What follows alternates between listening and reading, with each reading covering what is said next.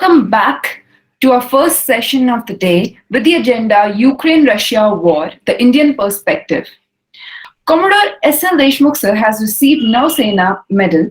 He has served in the Indian Navy for 32 years and has held many operational and administrative appointments, one of which being the Principal Director at Naval Headquarters. So has also been Project Director of Major Aviation Project.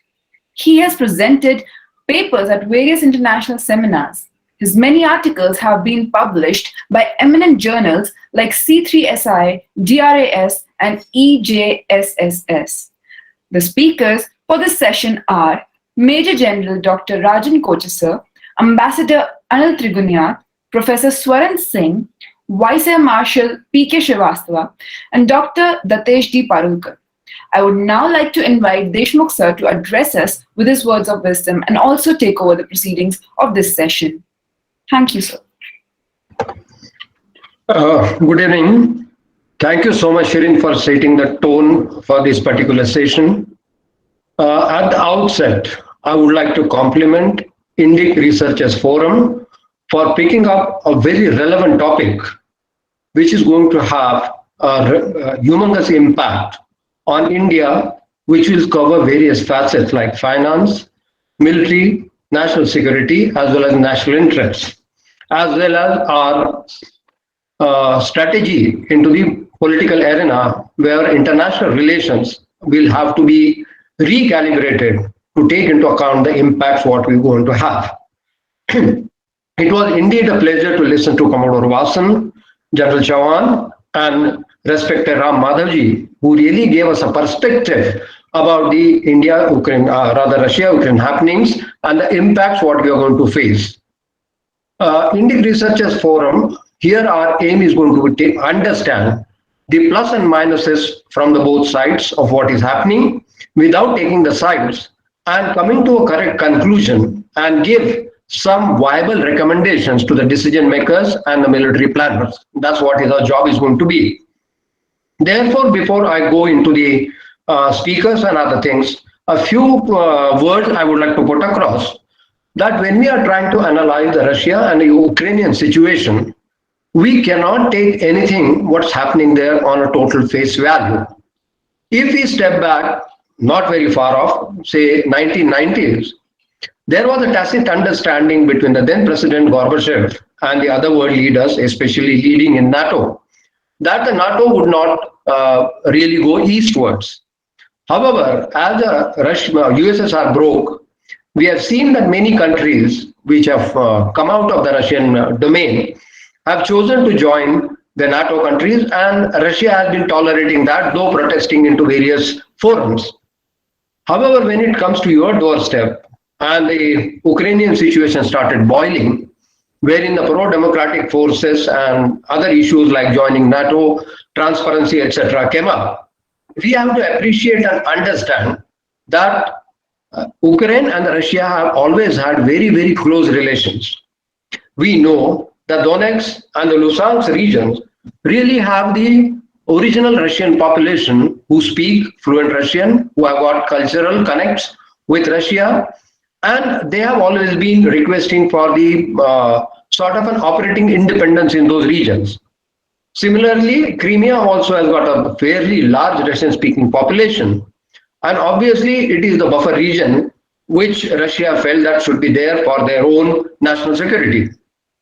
Now, within this gamut, if we see that if the NATO has gone back on the promise which was given in 1990 that we won't go eastward, and Russia had given the promise that we are not going to invade Ukraine as such, and they had very clearly specified that we want a guarantee that Ukraine will stay neutral, it doesn't go this way or that way, and they said that the Donetsk and the Luhansk region should be then independently recognized to be the regions where the self-governance could be probably given.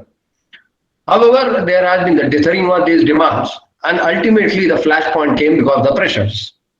Now, while we are talking about Ukraine and Russia situation, we really need to focus, where is it about Ukraine or Russia, or is there something else also equally involved into it? We or even the Eurasian unions cannot ever deny their strong dependence on the Russian gas and oil. France and Germany's economy is humongously dependent on the cheaper gas and oil what they get from Russia. To give a comparison, if the gas prices from the Russian side are $295 per million cubic feet, the comparative figures from American side comes to be 1,000. Now, if we talk about say 1/3 or 1/4 prices, obviously the economies are dependent on such things. So we do not know whether the Nord Stream true pipeline had something to do with this. So there are very much intricacies which we really need to focus. Now we keep this as a problem aside. Now we have to find for ourselves, as Mr. Ram Madhavji put across, what are the impacts India is going to face. That is what is important to us, and we really need to safeguard ourselves from those impacts. We always have had good relations with Ukraine on one hand, and with Russia on the other hand. We are very well aware our N-32 fleet has been modernized by Ukraine. The naval fleet which uses gas turbines which have been manufactured by Zarya from Ukraine. Then sizable amount of edible oils are imported by us from Ukraine. Though uranium did not fall into it, otherwise that would have been another area where we would have been dealing with Ukraine. So obviously, if Ukraine and Russia fallout is bad enough, we are going to get hit economically and militarily both. N-32 fleet maintenance, spares for various Ukrainian equipment, and the turbines. Plus, the economy can take a hit with the edible oil prices rising, as well as the domestic gas prices and oil prices rising. So these are the economic impacts. So I'm sure the eminent speakers who are going to speak into this particular session will focus on these issues and enlighten us. At the outset, I will be requesting permission from all these eminent speakers who are more experienced and they stand high. And me trying to chair this session and introducing them is like the firefly trying to introduce sun. So humbly I'm requesting all the speakers to allow me to chair this session and introduce them. Thank you so very much. Now coming to the topics what we are going to deal with and what are the questions which are going to arise. Obviously, the first impact what Ukraine and Russian war is going to have on India and how our citizens were trapped, what was the need to evacuate them, and what are the ways and means used by the Indian government to pull out our Indian citizens from there under Ganga. It's a very, very important topic, and we are fortunate to have General Kochhar, who will be speaking on this particular topic and educating us on those aspects. We also know that Russia and Ukraine war is not going to have only limited impact on India, it is also going to impact on our international relations because China figures into it. If China figures into it, Turkey and Pakistan never get left far behind. And if European Union or the NATO stands very firm putting on n number of sanctions on Russia, we won't be far left behind having a few sanctions slapped on us. So these are the dynamics we really do not know. We are indeed fortunate to have Ambassador Trigunayat to speak to us on these issues and give his words of wisdom for us to understand how geopolitically India needs to deal with this situation. Then we also have the requirement on this particular dynamic situation, how we need to recalibrate our foreign policy. It's not a simple thing that overnight you say, okay, this is what I've been doing with Russia and today I will drastically change onto it. It has to be very gradual change without what we say, ruffling too many feathers in the room and creating more problems than solving the existing problems. We are indeed fortunate to have Professor Swaran Singh, who is expert on the subject, to educate us on our foreign relations, and probably we will know from him what is the best way forward. Then a very important question comes, as Ram Madhavji also put across, if we are going to get impacted by these sanctions or other issues, Atmanirbharta has to be the key mantra, as General Kochhar also had said. Now, if you have to have the Atmanirbharta, then the indigenization is the route we have to take across. This is where Air Vice Marshal P.K. Srivastava would educate us on the defense indigenization and how would it impact the India's foreign policy and take us across in achieving the goals what we have in our mind. Last but not least, The important player on this, everybody talks about Ukraine, everybody talks of Russia, you talk of Germany, but the main player into the game, the USA, not many people speak about it. So obviously the doubts linger. What is the role of USA in, if I may use the word, triggering this particular conflict as such? What have they done, or what probably they are likely to do? So we have Shri Dattesh Parulekar, who will educate us on the US foreign policy perspectives, and obviously he will be advising us much more on the foreign policy of USA and the impacts on India. So it is our honor that we have got such a galaxy of speakers who are going to speak on these subjects. I will take a few more minutes in introducing the speakers right in the beginning. In the same order, they will be delivering the lectures. And then I'll be requesting the first speaker, General Kochhar, to give his address to us on the of Ganga and the policies as such. The first speaker of the session is General Kochhar. He is Ph.D., a former MGCOC of Central Command. He has commanded many key logistic units of the Indian Army, such as Commandant of the Central Ordnance Depot and the Divisional Ordnance Units of the Infantry and Rapid Divisions. He has also done active service in the operational areas of Jammu and Kashmir and the Northeast. He is the recipient of Srivastava Medal awarded by the President of India. He has also been awarded the Army Commander's Commendation twice. He holds a doctorate in Emotional Intelligence and Certified NLP Practitioner Coach. It's my honor indeed, sir, to welcome you to this session. And you have always been a friend, philosopher, and guide to me. A real warm welcome to you from heart. We look forward to your words of wisdom, sir. The next speaker is going to be Ambassador Anil Trigunayat. Sir, it's an honor for me to introduce you. He is a member of the Indian Foreign Service. He has served in Indian missions in Cote d'Ivoire, Bangladesh, Mongolia, USA, Russia, Sweden, and Nigeria, along with Libya, Malta, and Jordan. In the Ministry of External Affairs, he worked in the economic West Asia and the North Africa, Gulf and Consular divisions. He also served as Director General, Joint Secretary for the Gulf and Hajj division in the Ministry of External Affairs, New Delhi. Thereafter, Ambassador Trigunayat worked as the Deputy Chief of Mission in the rank of Ambassador in the Embassy of India, Moscow. He is a member of All India Management Association and Delhi Management Association. Sir, with your in-depth knowledge about Russia, we would be greatly benefited, sir. A very warm welcome, sir. Dr. Swaran Singh is a chair and the professor in the Center for International Politics, Organization and Disarmament of School of International Studies, JNU, New Delhi. And he is also president of Association of Asia Scholars. He is visiting professor, China West Normal University, Research Institute of Indian Ocean, Economics in Canning, adjunct senior fellow of the Kochhar Institute in Beijing, Institute of National Security Studies of Sri Lanka, and Sichuan University, Jiangjiang College. He is a member, Governing Board, Society of Indian Ocean Studies, New Delhi. Professor Singh has supervised 35 PhDs and 50 MPhil degrees and sits on various selection committees for faculty recruitment and on various editorial boards of various reputed journals. Sir, it's our honor that you are going to address us today. Then it is my honor to welcome Air Vice Marshal P.K. Srivastava, VSM.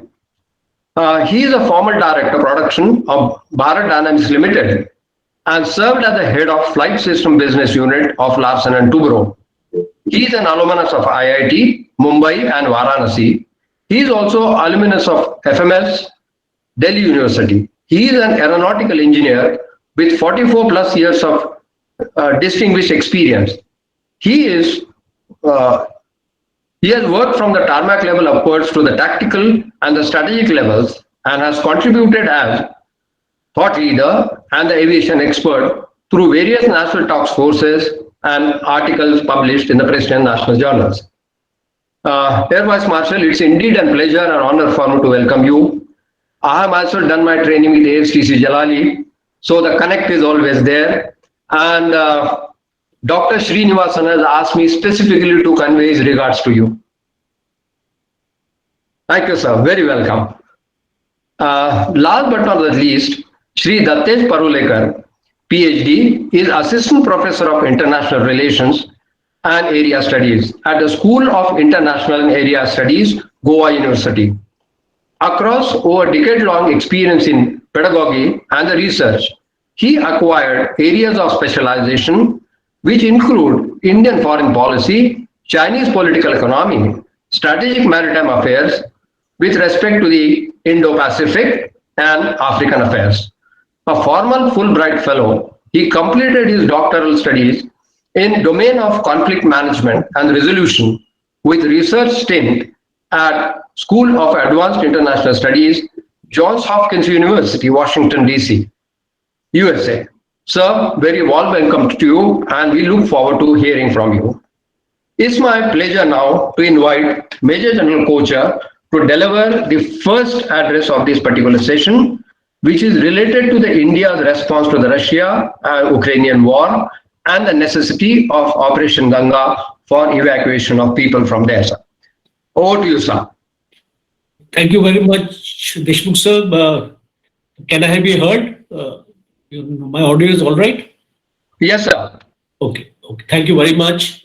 It's a matter of great honor and privilege here today that I'm part of this august gathering here of eminent speakers.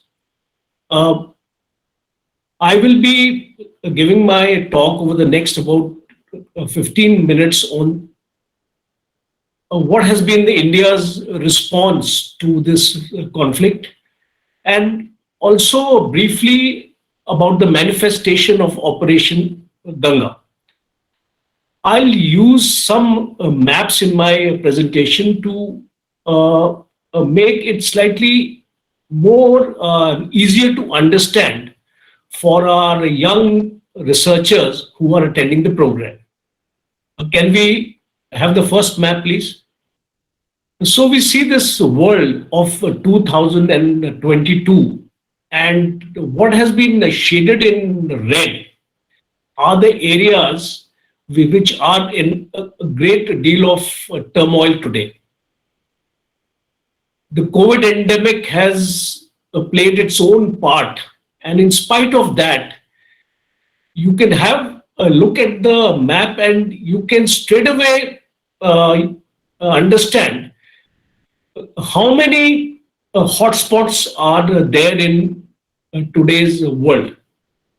The South China Sea and the Chinese closer to Ladakh are a cause of concern to us. And one takeaway from what all is happening today is the most significant observation which I would like to make here has been the non-compliance to agreements, treaties, and laws, and a virtual ineffectiveness of the United Nations to fulfill its own charter. Because we have seen that United Nations in the present conflict has not been able to make any impact. And when it comes to India and China, it can be presumed that a similar situation is going to happen. And remove the map now. The Russian invasion of Ukraine is our immediate concern right now. A war which could well have been avoided. As we stand today, there are more than 4,000 casualties in this war, both military as well as civil population. I'm reminded of a very interesting saying here. A war is initiated by leaders who hate each other and fought by people who don't even know each other. So this is what actually is happening here on the ground here. And before we understand the response of our country to this entire situation of Russia and its abstention from the voting in the United Nations, it is very important to go back to history. As we look back to history, we find that Russia has always been a trusted ally. They intervened in our conflict with Pakistan in 1965, which culminated in a ceasefire. It would also be important to reflect their role during the 1971 Indo-Pak War. It was at this time Russia and India signed a treaty of friendship and cooperation. The treaty was signed on 9th August 1971 by the foreign ministers of both the countries. And it was significant at that point of time because it, especially in the context of the United States, and it was very apparently displayed and conveyed at that point of time that in the event of a war, in case the US is going to intervene, Russia is going to come to our support. So now, having understood this historical background, what is the impact? Before I come to the decision which the Indian government has taken and try to justify or not justify that decision, it is important to know how this conflict is going to impact us. It is going to impact us certainly, and especially at the defense equipment supplies. We are largely dependent upon our military hardware from Russia. Especially, we are in the process of receiving the S-400 air defense missile systems from Russia. The armored might of the Indian Army, the T-90 tank and the T-72 tank are also Russian origin. And recently, when Putin came to India, a very important agreement of establishing a domestic manufacturing unit of AK-203 rifles was taken up. And taking us further, the BrahMos missile is a project which is a joint venture between the Russians and us. And today, we have received a $375 million US dollars order from the Philippines. So it is a very important aspect which which one has to keep in mind when one takes a decision in the interest of the nation. When we talk of Navy, the only aircraft carrier we have with us is of Soviet origin. The entire spares management of this entire thing is from the Russians. You talk of the Air Force, we have 272 Sukhoi aircrafts, a fleet of MiG-21s, MiG-29 orders already placed on Russia. We have a shortfall of 12 squadrons of the Air Force. So we are largely dependent upon these aircrafts which are going to come from Russia. And I mean, I can actually go on and on this aspect. Today, a huge range of missiles and ammunition have been ordered by the Indian Army from Russia. And we really cannot break away this umbilical cord we have with Russians. And why am I actually saying it is, you have to see from the perspective of the life cycle of an equipment.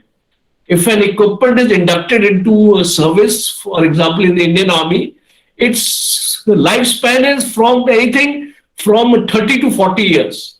So unless you establish a manufacturing process, we are calling it Atmanirbhar Bharat, and Ram Madhavji has very correctly assessed that unless we have a changeover to the manufacturing in our own country for the next at least 2 decades, we will continue to be dependent on Russia. And especially when the Chinese are in our backyard, we are facing them. How can we cut off this entire logistic support which the Russians are providing us today? And I've just picked up a few statistics to press home my argument and my point here. Since 2014, India has undertaken more than 55% of defense imports from Russia. It's almost 70% of our equipment is of Russian origin. And Russia's exports overall is 23% to India. So the stance which the Indian government has taken, it is a bipartisan stand based on its own national interest and its own security. It is neither pro-Russian nor pro-American. It is pro-Indian. So if you have a look at what I have just statistically proved to you, you will understand why we continue to support indirectly the stand which has been taken by Russia. And if you look at what Moscow has been supporting us over the years, as I talked about the 65 war, the 71 war, and also in the past when Russia annexed Crimea, India again abstented itself at that point of time also. And in 1980, there was a UN resolution condemning the Soviet Union's invasion of Afghanistan. India had opposed that. So it has been a very close friendship with the Russians. And the way forward now is for us to be absolutely self-reliant, because that is the only way we can formulate our foreign policy. If we if we want to be seen as a nation of its own merit, a nation of its own standing, we have to be self-reliant. So this was my take as far as our response, and the issues I have focused predominantly on the defense aspects. There are energy and gas related issues also from where we are dealing with Russia. So that is, I have not elaborated that in much detail. Now I will move to Operation Ganga, a very important operation carried out by the government of India under the leadership of our Prime Minister. And we need to understand Ukraine today is home to 76,000 foreign students. And out of this entire 76,000 foreign students, the majority, approximately 20,000 are from India. And our children have gone there to study medicine, engineering, and business. And this educational institution which have come up in Ukraine are of a reasonably good standard. And they are the bone of economy of that country, pillar of economic strength, because from the revenues are being generated as far as Ukraine is concerned. So, a background of this entire operation, I wish to highlight a few factors.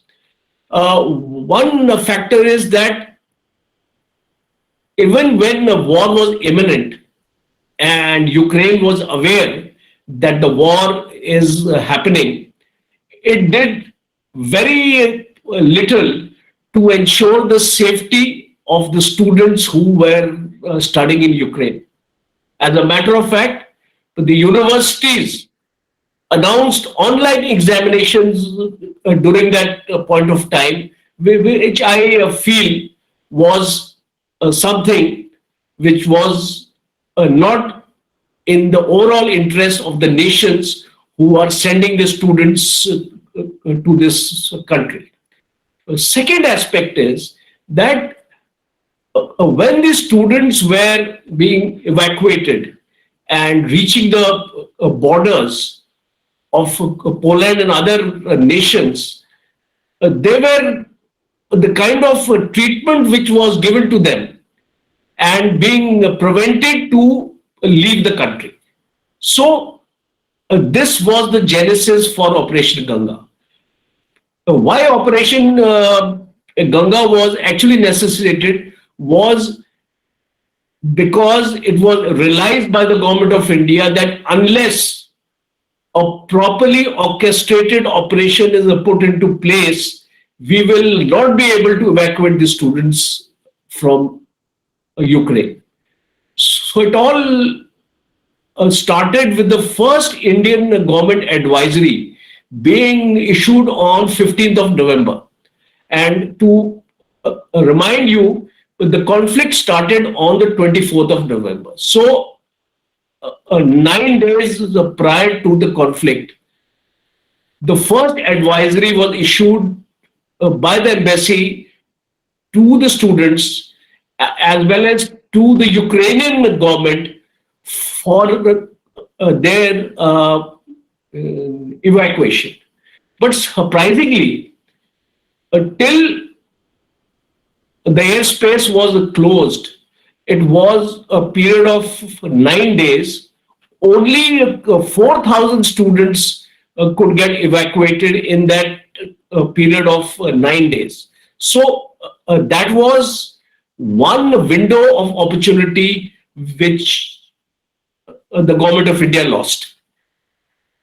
Then on 28th of February, after the conflict had been on for about 4 to 5 days, the Ministry of External Affairs advised all Indian citizens of Ukraine to move and seek shelter on the western side of Ukraine because it was closer to the borders with the neighboring countries, and the conflict was basically centered on the eastern side.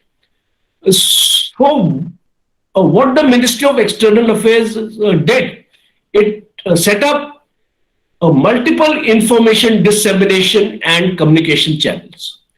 Around the clock helpline, email, website, fax, Twitter, and all those aspects were utilized. Prime Minister Narendra Modi, he made a phone call to the president of Ukraine, Zelensky, on 26th of February. And he impressed upon him the importance of evacuation of our students. Between 26th March and 26th of February and 7th March, the Indian Prime Minister talked to Zelensky. He talked to Putin multiple times. So he was very emphatic in his calls. He was trying to impress upon them to make conditions conducive for the evacuation. The first flight thereafter took place on the 26th of February. And after 26th of February, till date, there have been more than 80 flights to actually bring all our students back home. There were meetings in New Delhi almost on a daily basis with the NSA and the Prime Minister. A stock of the situation was being taken, and the NDRF was also pressed into service. So you see the kind of efforts with the Indian government undertook. But here I would like to highlight the lessons learned. It is very important to understand that from this entire episode, though we may say that except for a loss of life of one student because of the conflict and one more student because of natural sort of reasons, we should feel very, very happy about it. But as a military man, I would see we must understand the lessons learned and try to improve our disaster management response when such a thing happens next time. So the first thing is the OODA loop. We were extremely slow in the OODA loop as far as the decision making was concerned. The first advisory being issued on the 15th of February and the first flight taking off on the 26th. So it took us almost 11 days for the evacuation. So one thing was important that we actually missed out on the OODA loop. Second aspect was the diaspora, which is there in Ukraine, should have been activated at that point of time. A contact with all the students should have been made. The university should have been pressurized to stop their examinations and stop actually pressurizing our students from leaving the country. It was possible, it could have been done.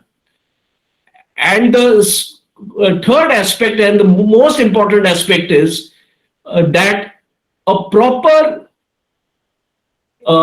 expertise was not available in the embassy how to deal with the students. We need to have human relation experts, emotional intelligence experts who have the expertise to speak to students and assure them, make them confident that the government will evacuate them. Because the kind of interviews I was listening on the TV, the students were losing hope. So this sort of a communication should have been kept on, and I feel we have to improve upon this. And in the end, I would like to just mention that we are all aware what is happening in the world today. We have a asymmetry with China, both in terms of military as well as economic.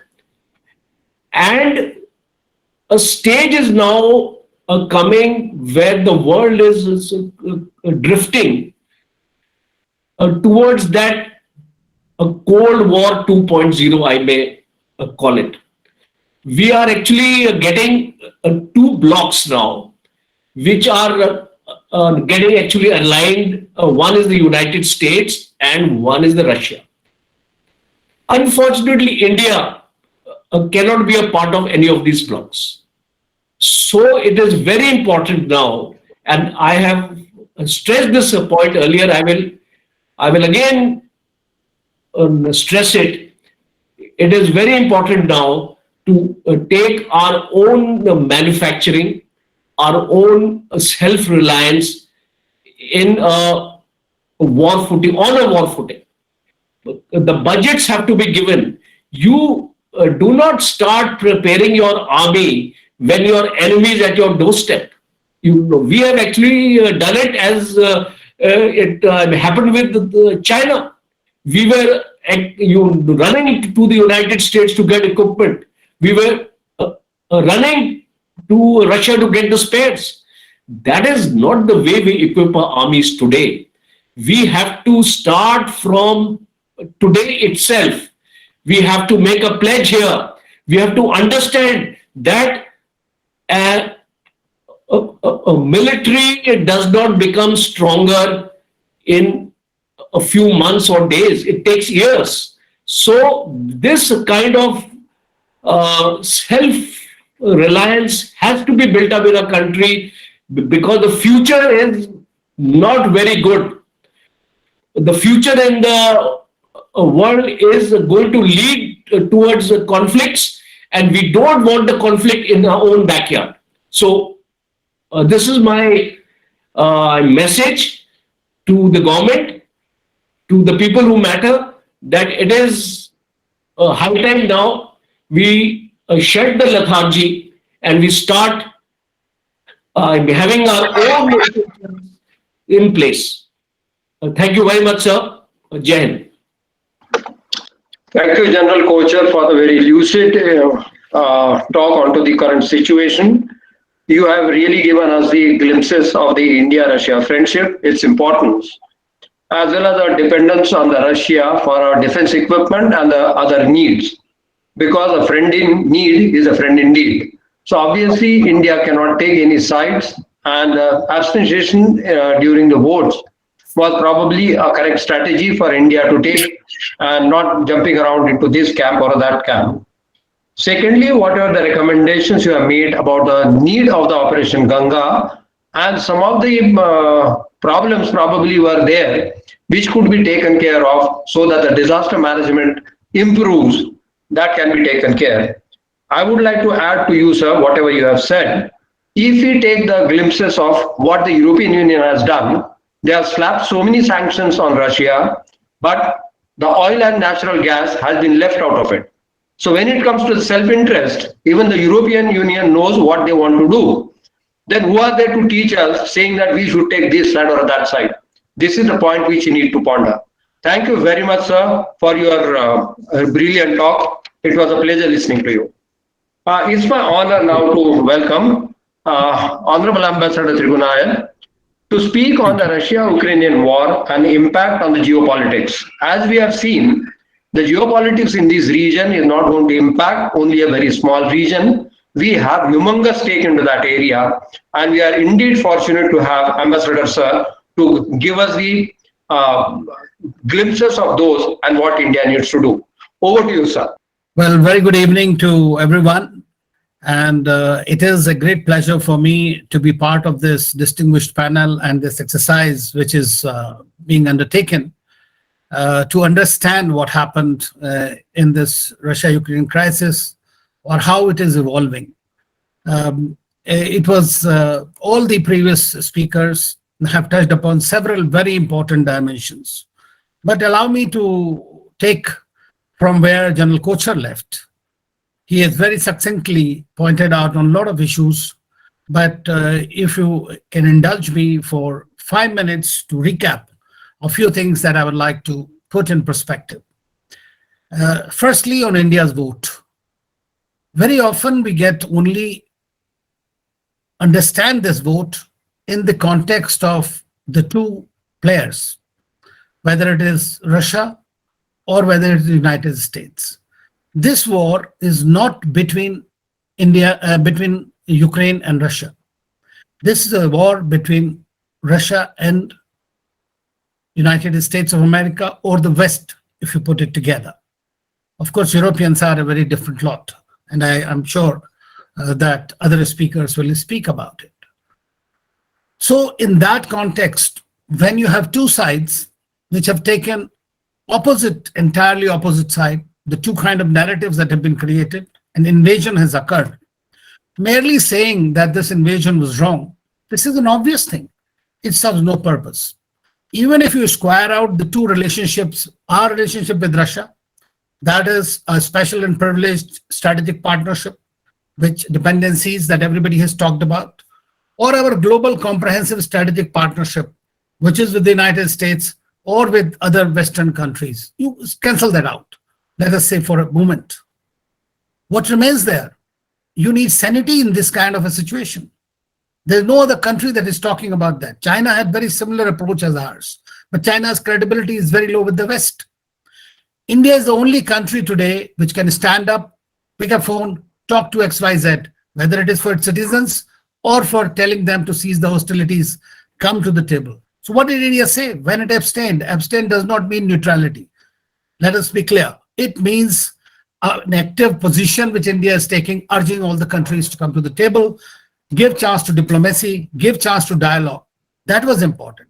It spoke for territorial integrity and sovereignty of Ukraine, not of Russia, because Russia was in that sense. It spoke of the security concerns of both the countries involved in that. And in that, there's a history.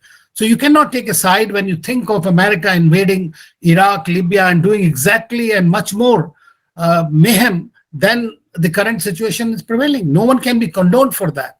But what is most important is to see that India has to take a holistic picture in that. We have always been against external military intervention. I was ambassador to Libya when it happened.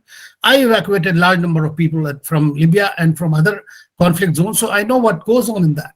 So this was also, apart from these, it was also a vote for peace, for United Nations, for diplomacy dialogue, for a rule-based order, for diplomacy to be given a chance. And that's what India has been repeatedly telling. Of course, if you go by the history, the Soviets and the Russians have always stood with you. So it was, in a way, could have been a payback time, but not necessarily. You have to see, you always need somebody who can lead it. And that's what Prime Minister Modi, when he has spoken to 11 leaders, he has been able to communicate effectively to the Quad countries with whom we have a different kind of a security dialogue. He has been able to speak to Zelensky and to Putin several times.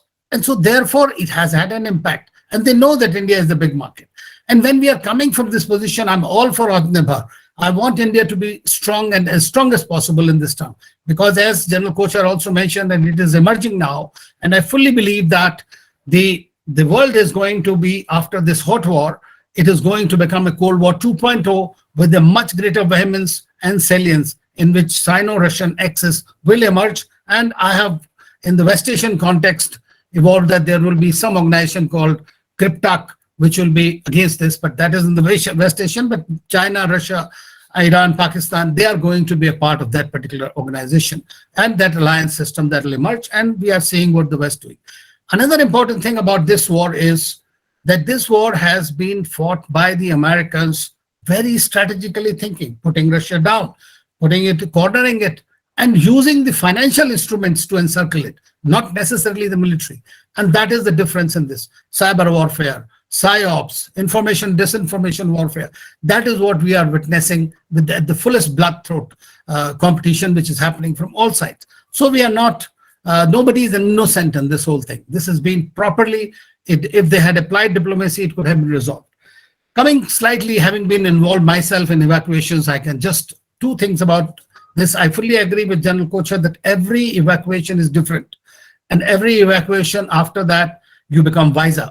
You have to learn to do that. When do you take the decision to physically evacuate your people? Before that, what you start doing is you start telling people to leave. And I have seen myself, people just don't leave because the students did not leave because the university continued to say, we are going to take the exams, you'll lose 1 year. Obviously, they are worried. They thought that nothing will happen. And why nothing will happen? Because till the last day, Zelensky himself was saying, no, there is not going to be any war. There's going to be no invasion. Putin himself is claiming, I'm not going to go into Ukraine. So the intelligence available to them, they both were, false flag operations were going on. And eventually Russia intervened in this as it could not get anything out of it. At the same time, I would like to say that, as I'm sure being in the military field, or those of you also know, that we have a war room. And every embassy has a contingency plan. And the contingency plan has very clear mandate in that is making groups, contacts with universities. You have students, so there is a network, there's a registration of Indians, so there's the communication networks. And that is the reason that till today, you have been able to extract all your students out, everybody out. because people refused to go. Americans left early. Everybody else left on their own, except Indians, Pakistanis, Bangladeshis, I mean, from South Asia, essentially. They decided that we are going to stay back. And of course, poor Ukrainians. So this was my impact analysis on what is happening. There is always a scope for improvement, and I guess this should be done, and I'm quite sure that this is being done. What are the lacunas, if at all there are any? But I would like to commend actually the Indian Embassy and all the foreign ministry and different forces, our Air Force, Navy, and everybody who have pitched in and have done a remarkable job, even in this one. Because India is the only country in the world today. We must know the kind of evacuations we have done. We have done lakhs of people we brought out from Iraq, the large number of people from Libya, from Yemen, from different places, 48 countries people we evacuated from Yemen. So that is something that I think that we need to keep in mind. And in Delhi also, there is a full-fledged control. In this one, actually, the Prime Minister himself was actively involved in pursuing, so was the External Affairs Minister. So I'm not pitching in for that, but I'm just being objective and trying to tell you from that perspective. Now, as you know, that this war is affecting every country across the world. India is not going to be immune from it. Already we are seeing the oil prices, we are seeing the problems, and as General Kochhar mentioned, that the sanctions might be imposed, eventually secondary or tertiary sanctions that will come. CAATSA might be made more effective. So those are the things are going to have an impact on India's own standing vis-a-vis these countries. But will it be resolved if you were going to go to America? I just asked a simple question. No, it will not be. It will only be done when you are independent yourself, when you are able to do that. You are not dependent on critical inputs from any countries. And I have always maintained this, that we need to do that. We have not done it over years. We need to do it now. So that is extremely important. But at the same time now, we need to look at what is going to happen, or why. I mean, allow me to say, because South Asia was one of the dimensions that they asked me to talk about, that within South Asia, how the voting pattern was there. It is very interesting to watch, and that is also an evolution that is taking place in our neighborhood. This time, we had, out of the 8 countries in South Asia, it was a 4-to-4 ratio. The 4 countries, which was India, Pakistan, Bangladesh, and Sri Lanka, they abstained on the voting at the UNGA. On the other hand, said that Maldives, smaller countries, Afghanistan, Nepal, Bhutan, they voted against this. In fact, Nepal even asked at the Human Rights Council, where it is today, asked for an investigation into the Russian aggression. Bhutan, a small country, which mostly goes along with foreign policy lines, have decided to go on its own and supported them. Now, how is it happening, all this? We have to see a little picture in this. We know that the Secretary Blinken and several European leaders, they have been making phone calls to everyone, threatening them sometimes, cajoling them, and giving them something. So let's look at what happened in this situation. So they tried to, and on the other hand, Pakistan, which had very good relations with Ukraine, they are defense partners, as you know, T-80 tanks and all, they all come from Ukraine for them. So they have been having that relationship. But for decades now, the Pakistanis have been trying very actively to get closer to Russia. And I have served in Russia twice, so I know it for a fact that this is how it happened. Russians tried to justify to us their increasing relationship with Pakistan in the context of Afghanistan, because they wanted to somehow redeem themselves of their losses as Soviet Union, especially the prestige. And now that the Pakistan government, which is also close to China, and China and Pakistan have an excellent, China and Russia have a great strategic partnership, which is going to be further strengthened now as a result of the developments that have taken place now in this, because Ukraine will change the whole model of the international governance, and we might be going into a very, very strong bloc politics once again. So the Pakistani Prime Minister Imran Khan was the only first leader actually during the conflict to be visiting Russia. So obviously its vote was a given. and it was understood that it will abstain, it will not oppose, like China did. So it went on the same lines as China. On the other hand, if you were to look at Sri Lanka and Bangladesh, now both these countries have been having very close relations with India now, and China both. At the same time, in Russia also, like Russia has been very closely involved in Bangladesh and also trying to do some things in Sri Lanka as well, but not so much. But what they did was, it was their relationship with the US that also prevailed in their voting pattern, because you know that recently there was a summit of democracies in December, in which the Sri Lanka and Bangladesh both were not included, whereas Pakistan was included in that. So you can imagine the kind of ideas that they placed in order to make the inclusion of various countries into the summit. So that was a snub of sorts that happened. Bhutan is a small country, sandwiched, feels constricted between China and India, and also feels that its policy obviously have been driven by India, but at the same time, what they said was that the tremors of this war are being felt 1,000 miles away from Bhutan.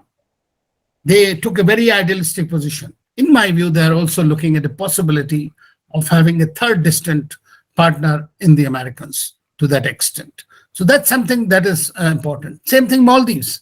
We have seen that what Maldives did was that they signed a defense agreement with the Americans also, even though they have a very close relations with India. At the same time, they have very close relations with China.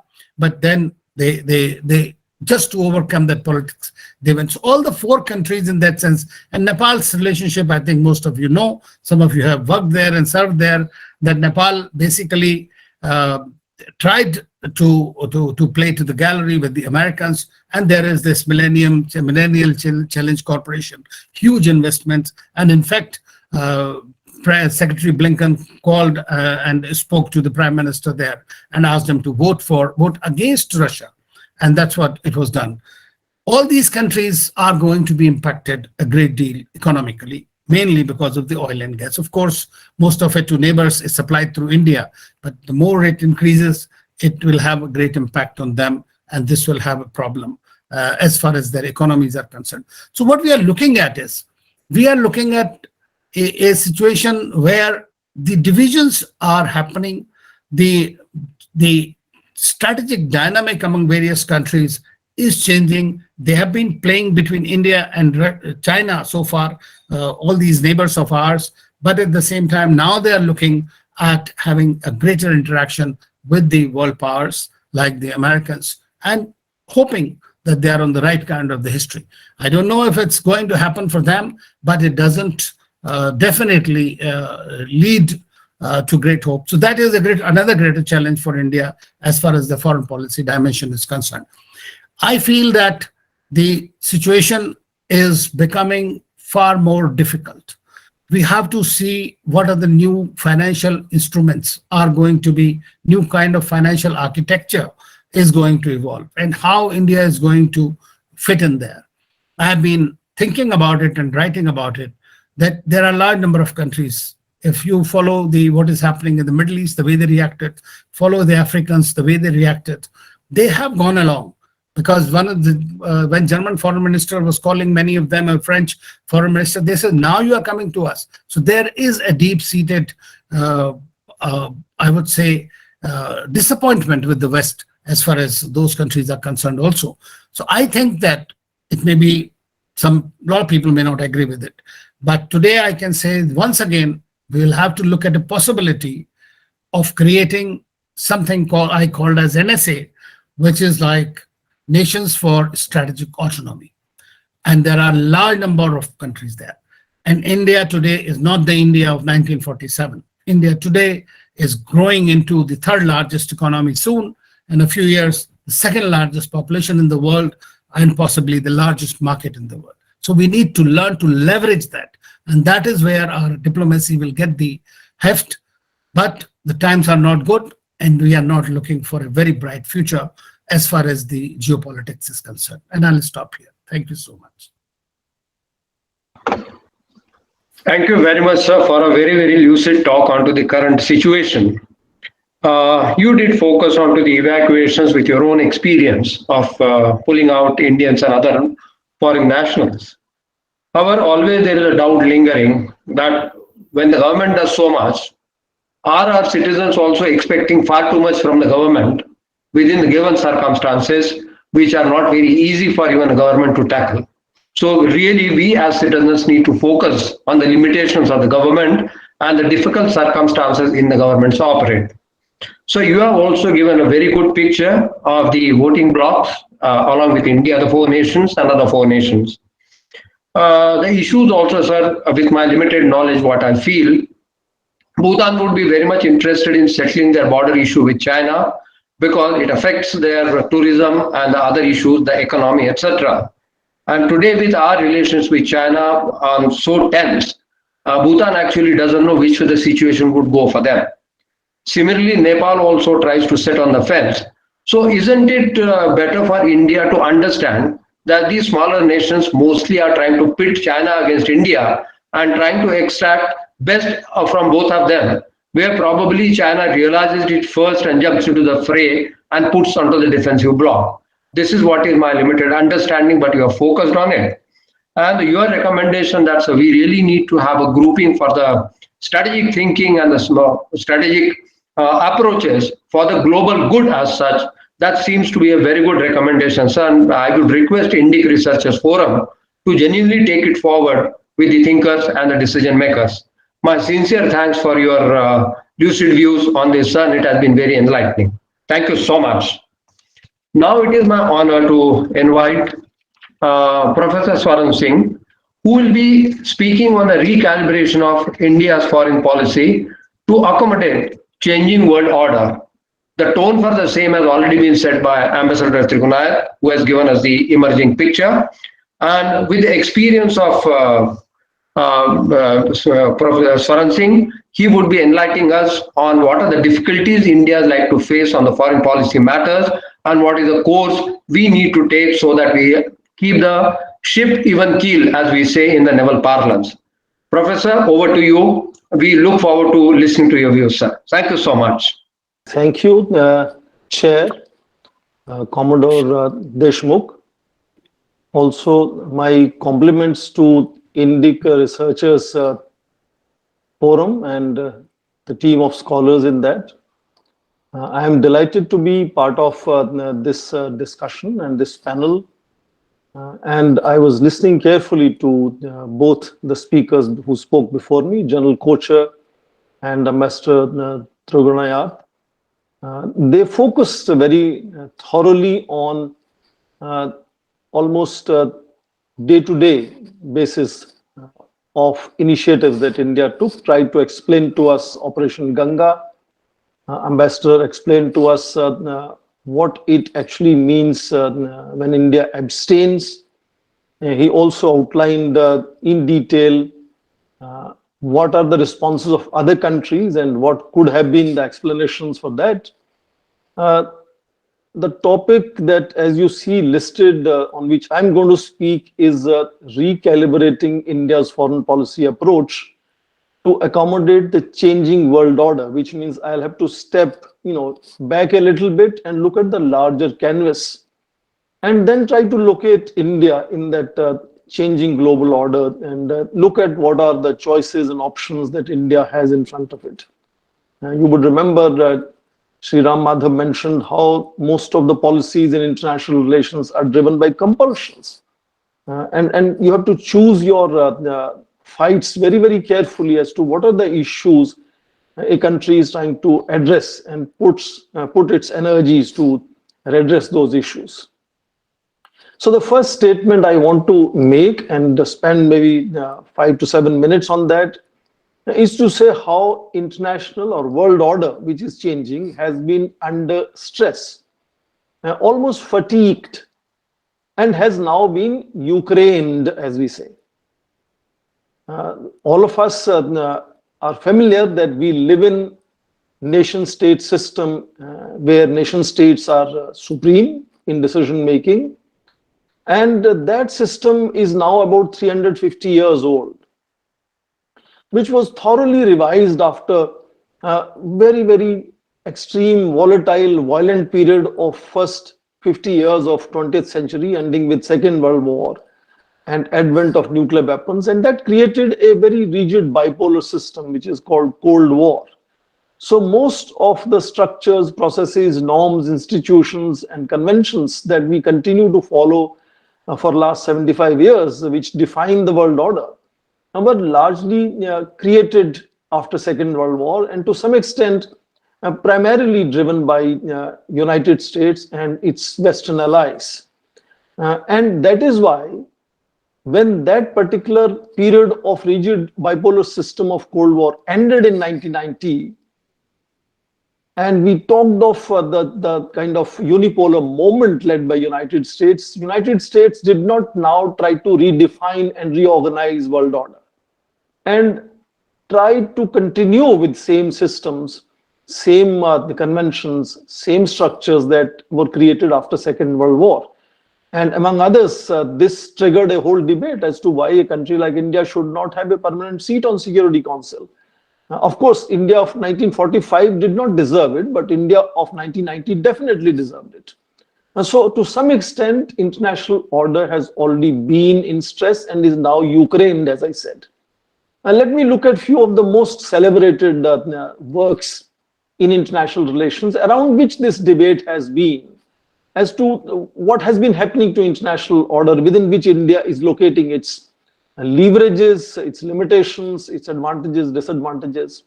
Most of you would remember that at end of Cold War in early 1990s, one famous name and book that became talk of most of the strategic debates around the world was by Francis Fukuyama. And he very aptly titled his book End of History and the Last Man, fundamentally pushing a thesis that liberal democracy, he saw, was the end point of mankind's ideological evolution, and now world will live as free market democracies, and that kind of liberal international order is something which is going to continue forever. We also had another very celebrated author called John Mearsheimer, who wrote another interesting book in 2003 called The Tragedy of Great Power Politics, where he fundamentally was saying that international order will be driven primarily by how great powers see their interests, and that justifies the veto power, because 5 nations who have that enormous capability should have veto power so that UN never does something to hurt their national interests. But he also talks of tragedy of great power politics. And tragedy is that these even great powers will continue to undergo those contestations constantly and seek security in that competition which will determine international order, and most other nations, including, let's say, India, would be fundamentally responding, reacting to trends set by them. The third name that you would remember is of Samuel Philip Huntington, who talked of Clash of Civilizations and produced a book called The Clash of Civilizations and the Remaking of the World Order, basically pushing the thesis how rise of population in Muslim world, rise of Asia is going to potentially undermine the so-called Western predominance and the Western liberal world order. Now, you are possibly reading these days the op-eds and interviews and commentaries by or about authors like Francis Fukuyama and John Mearsheimer. Samuel Huntington, of course, is no longer there, but even commentaries on whether we are entering Clash of Civilizations again. So he had mentioned that kind of change of trend, and all of them had basically spoken of the increasing stress that we saw fully, impactfully, up in our face in 9/11. After end of Cold War, 9/11 was another inflection defining point. And that led to, as Ambassador Trigunayat was just saying, United States going into Iraq, going into Afghanistan. Then, of course, 2008, another inflection point of global financial crisis that catapults China, which is rising economically from 1990s, but 2008 onwards, it really becomes very powerful nation, described as the largest economy on the planet, and becomes really significant. So now you have, for example, Francis Fukuyama producing his second book this year, which is titled Liberalism and Its Discontents. So he's underlining the fact that liberalism is still under challenge. democracy is not something, we are also talking of authoritarian democratic regimes now. You saw the Summit of Democracies recently convened by Joe Biden, which invited Tonga but did not invite Bangladesh. Pakistan decided not to attend it. So what is the whole range of democracies that we are talking of? Indeed, now Joe Biden himself in his speeches speaks the same language that President Putin did 2 years ago. President Putin 2 years had declared that the whole idea of liberal democracy is of past. It has become outdated. Same is Joe Biden today saying that the liberal order and democracy is a system which is extremely fragile. And now it is Ukraine, as I keep saying. Because we are returning back to the blocks, we are returning back to eastward expansion of NATO. So fundamentally, 3 or 4 points that I want to make that underline how international order is transforming and needs a redefinition. And in that redefinition is where I will place India. And what can India do in that redefinition of world order? First thing, what is most significant in world order, as I said, is that we still live in a system of nation states where national sovereignty is the defining feature. Many of you heard speakers saying that should a country just walk into another country? I think Ram Madhav said, just because Tarai is friendly to India doesn't mean India can send military into Tarai. So the undermining of national sovereignty is the first thing we need to notice and what to do with it. 2003, United States goes to regime change. Saddam is removed.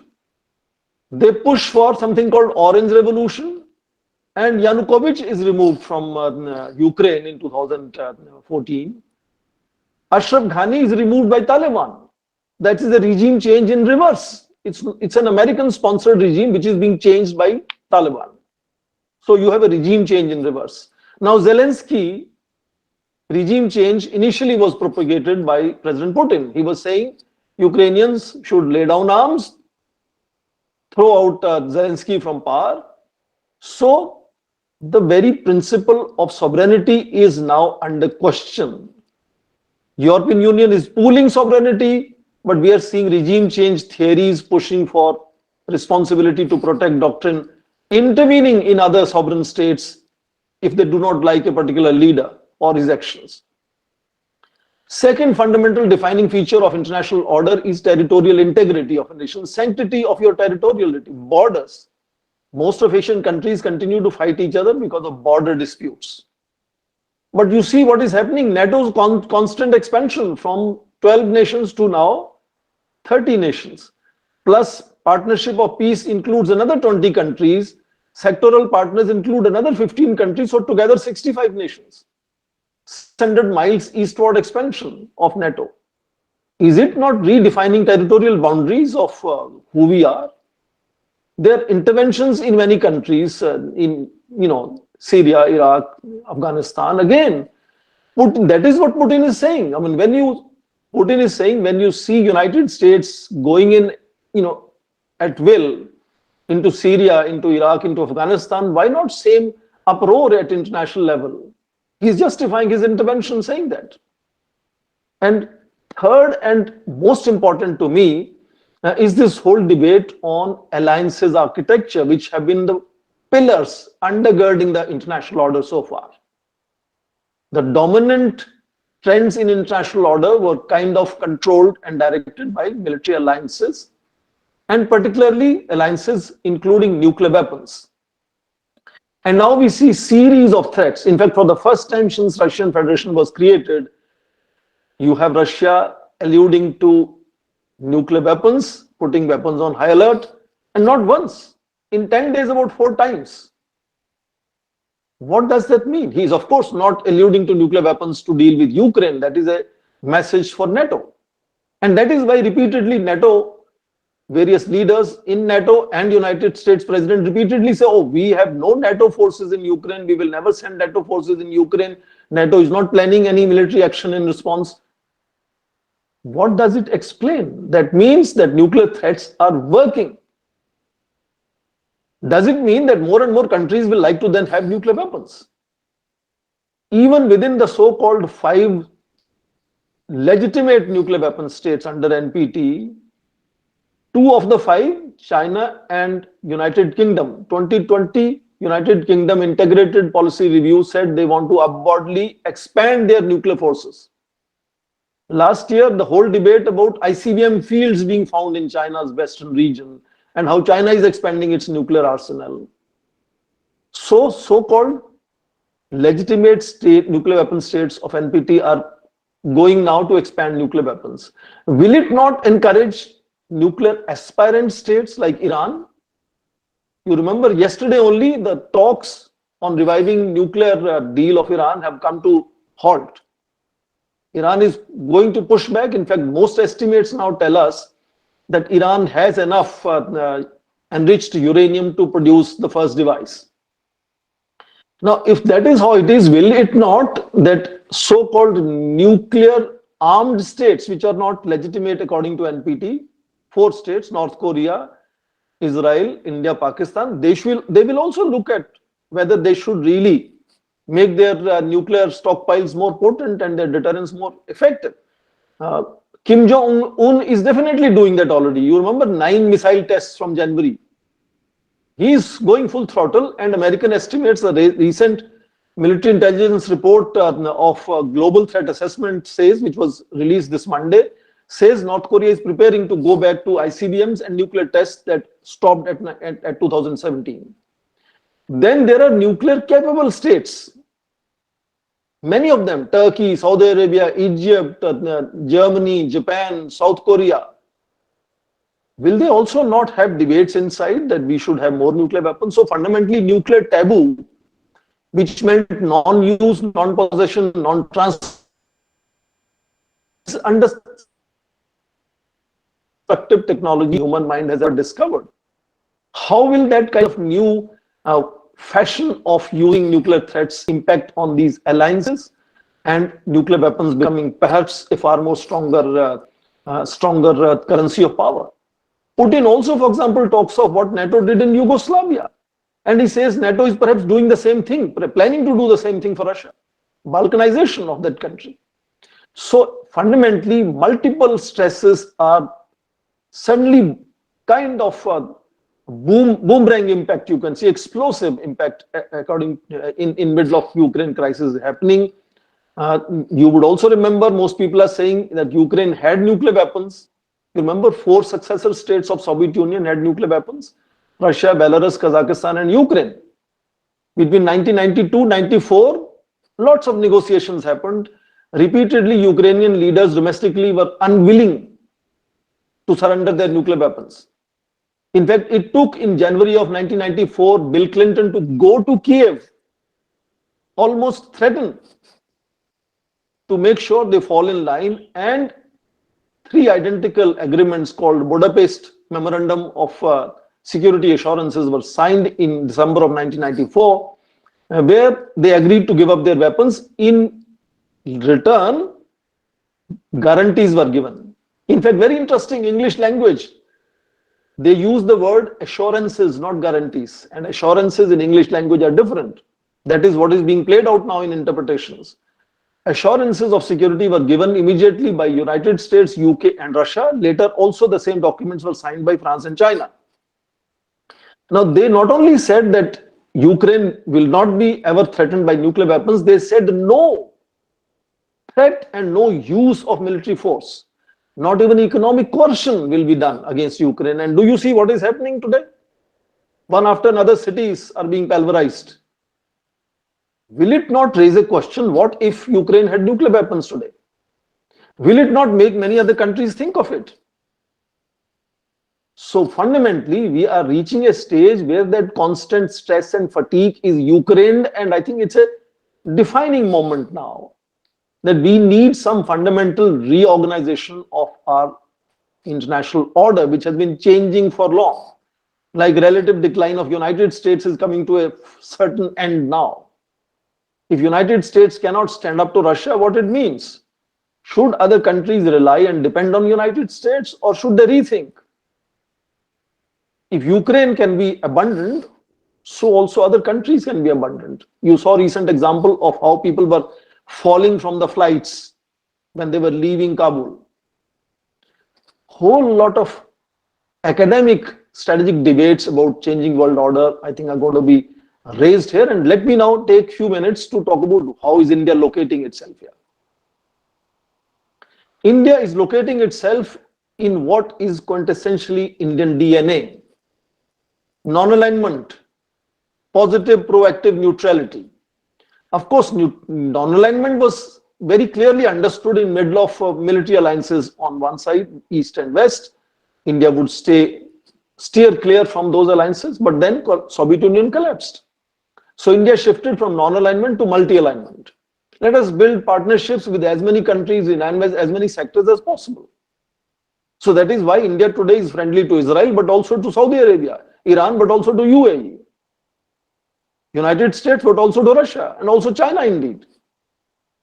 So that kind of engagement of multi-alignments is what is India's DNA, India's USP, and will continue to guide India's engagements as the world order gets to be redefined, pushed by what I'm repeatedly saying, world order being Ukraine. So it's not just limited to Russia. Zelensky, it's now going to have much bigger impact because President Putin is seeking much bigger correction of asymmetry today than just settling with the President Zelensky. That's not his aim. That is why so much of power projection is happening. He's settling a larger asymmetry with Western world in that sense. That is why it is Putin who's threatening to switch off the tap. It is not the European countries who are threatening that they will not buy his energy. Putin's energy is being sold. That is the main source of foreign exchange for President Putin, and that is being sold as we speak to Europeans, to Chinese, to everybody else. And when America tries to talk to Saudi Arabia, talk to UAE, they say, no, we are not talking to you because United States wants them to flood market with more petroleum so that people don't have to buy Russian energy. That's not happening. So what does it teach us? How does India manage that very complex relationship where India is being forced by United States, by Russia, by Ukraine, by everybody that we should stand with them, we should support their position? India cannot take sides. That's too costly. India will continue to push what I am now calling proactive neutrality, which Government of India clearly said the first priority was to get every Indian citizen safely home. I think we have showcased to the world, and I will not rigor on it because General Kochhar has already spoken on the subject, showcased India's capability to protect Indian citizens. And that's kind of pride that Indian youth will have on India. That's an imagination that world had. When I was young, like some of you students, Indians were kind of snake charmers image around the world. No longer. It's a very different image of India. And it's not just helping those people on the ground, it's helping India. We are rescuing those people in that we are rescuing image of India. And that is new India. And that is the India which potentially now is working to take the next step. We have rescued our citizens. Now the next focus is to rescue all Ukrainians on the ground. How? Mark very clear distinction India makes. For example, in case of Afghanistan, India is not the country like Western nations which is saying until Taliban comes to achieve the benchmarks that we have defined, like inclusive government, etc., etc. We are saying we will wait until Taliban does those things. We will talk to Taliban only then, but we will immediately provide help to people on the ground. So we have even spoken to our arch rival Pakistan, saying, please give us overland route to send our 50,000 tons of wheat to Afghanistan. India's focus on humanitarian assistance, people focus. Same is Ukraine. India is sending humanitarian assistance to Ukraine. Russia may not like it. And India's Prime Minister, I think this was again said by one of the previous speakers, Indian Prime Minister have been speaking repeatedly to President Putin and President Zelensky and other leaders. Indian senior ministers were deployed there. Indian Foreign Minister is constantly talking to his counterparts, not only in Ukraine, but neighboring countries, proactive neutrality. So potentially, let us imagine, and that's my possibly last point, imagine that if Putin relents from expecting Zelensky to pay obeisance and lay straight on the ground in front of his long table and beg for mercy. If Putin relents from that, there will be dialogue in third country. What are the countries that can do that mediation? China is offering it, Israel is offering it, UAE is offering it. India is also potentially a candidate to mediate. You remember in Korean War, India had taken a very strong position or not calling China's aggression as aggression, being part of that commission. India had done this before. So if there is choice for Western leaders along with Ukraine President Zelensky on one side and Putin and his group of nations, the CIS, Commonwealth of Independent States, the CSTO, Collective Security Treaty Organization, Putin has also his friends. If these two sides are to choose a country which both of them are likely to trust, which you think is the country they are likely to trust, both sides. So the next positive neutrality initiative would perhaps be to facilitate some kind of negotiations, while at the same time providing help to people on the ground. So India repeatedly says, cessation of violence is the first priority. And that's not just a cliche. It's not just a cliche. India's foreign policy really wants to push that humanitarian perspective should be the guiding lens. Big nations, big leaders may have egos, but should we allow when elephants fight the grass to be destroyed? With that very normative focus, and remember, European Union is largely norms-driven, normative institution. And that is why most Europeans are going to be far more comfortable with India taking that position of mediating. I think that is how proactive. In fact, Dean Rusk used to call India's non-alignment as neutrality. And at that time, Indian leaders had clarified it's not just neutrality, it is positive neutrality. And that positive neutrality continues to guide India's foreign policy. And positive neutrality means intervening actively, but without taking sides. And that is how the 3 abstentions in United Nations Security Council, 1 abstention in General Assembly justifies that position. If we were doing some other countries like Bhutan, Nepal, others, taking sides, we will be closing a lot of India's options, not just in mediating, but closing India's foreign policy options for future in contributing to the redefinition of world order, where India has to now stand up and contribute.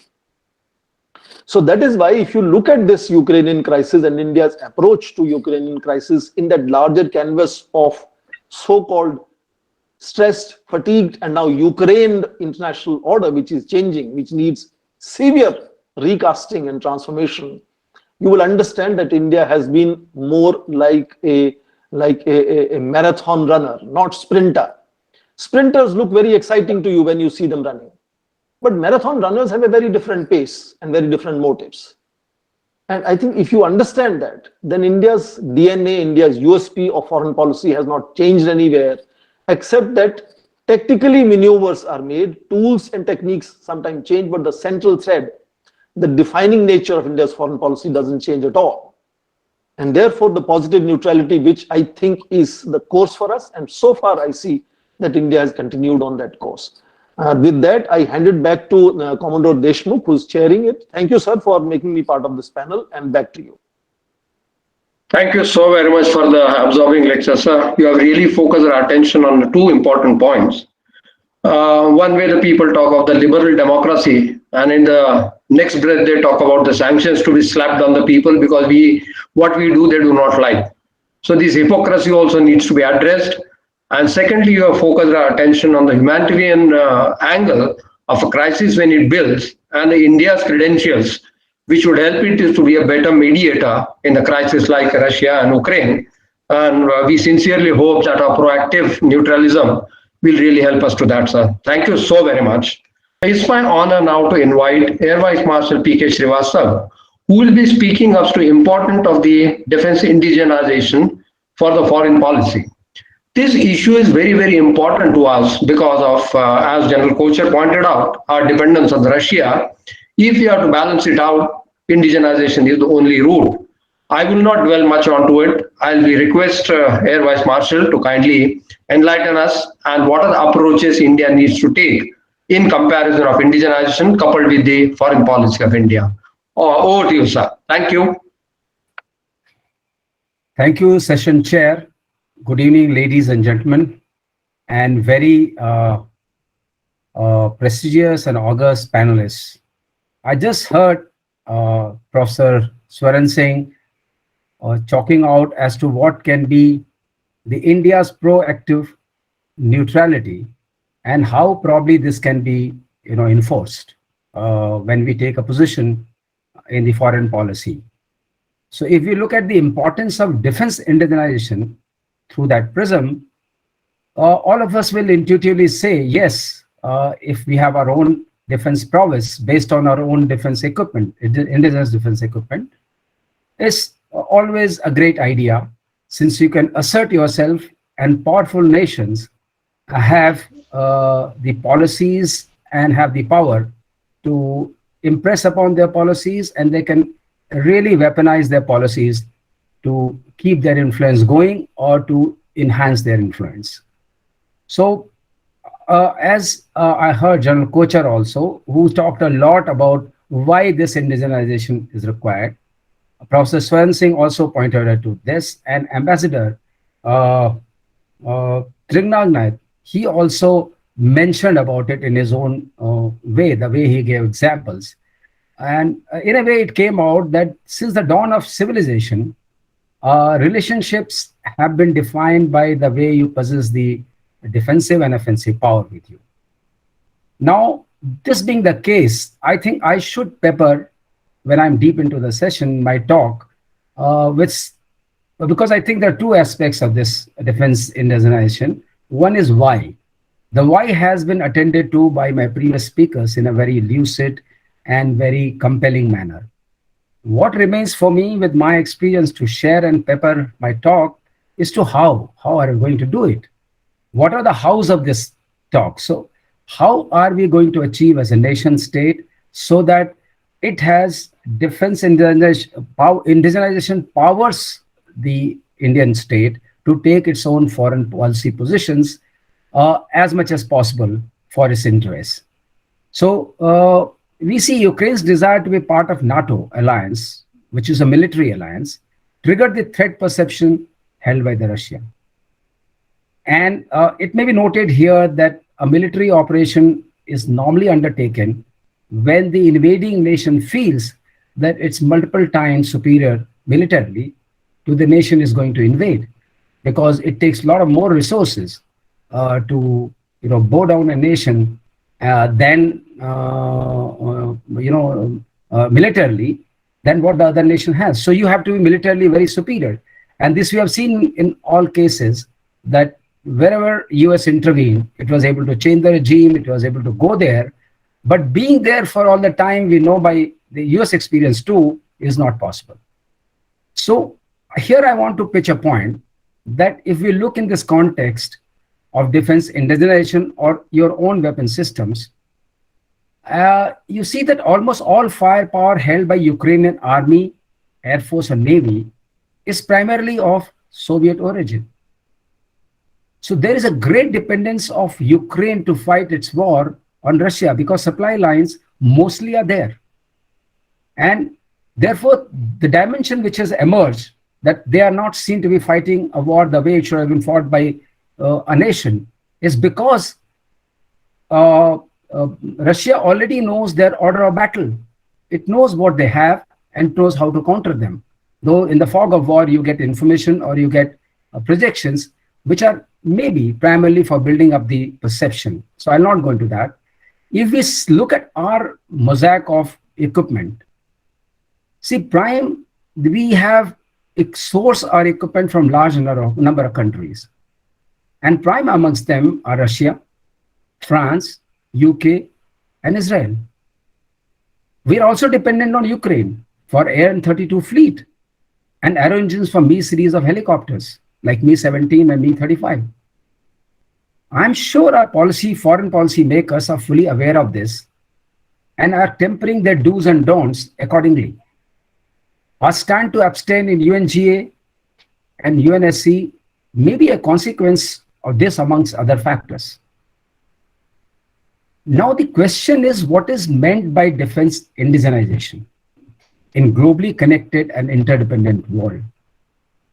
Let me point out here to the audience here that our LCA, which we say is indigenous, is actually runs on G engines, which are of US origins. So are we truly indigenous? There are, so our foreign policy gives us that political leverage to be dependent on a country with whom we feel that we can continue to be dependent while we make majority of indigenization, or we do the majority of indigenization of defense weapon systems, or establish the ecosystem within our own countries. But I think in decades to come, the interdependence will continue.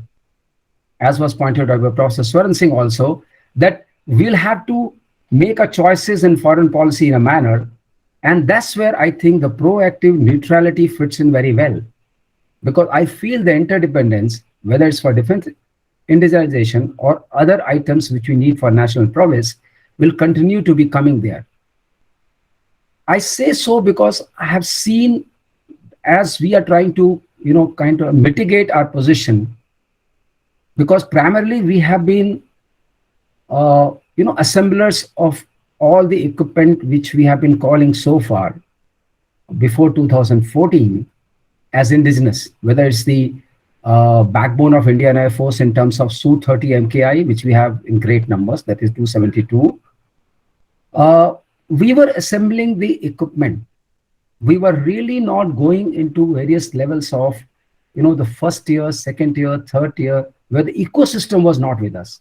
If an order was placed on HAL, HAL would still be, sourcing the assembled equipment, what we call, below final level assembly equipment, and then major equipment, and then assembling them together in their hangars.